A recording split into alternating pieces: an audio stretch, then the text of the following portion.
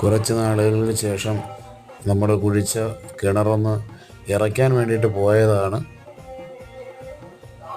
ഒരുപാട് നേരത്തെ പരിശ്രമത്തിന് ശേഷം അത് സംഭവിച്ചു. വേറൊന്നുമല്ല, കിണറിറച്ചി വൃത്തിയാക്കി വളരെ ഭംഗിയായിട്ടാണ് അരയന്നത്തിനെയൊക്കെ അവർ ഉണ്ടാക്കി വെച്ചേക്കുന്നത്.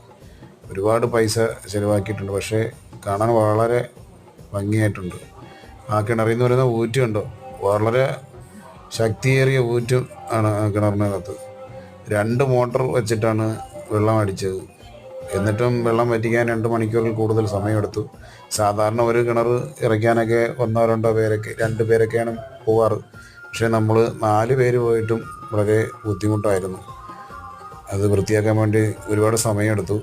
ചെയ്തുകൊണ്ടിരിക്കുന്നതിന് ഇടയ്ക്കിടയ്ക്ക് കറണ്ട് പോയി. അങ്ങനെയാകെ വിഷയമായിരുന്നു.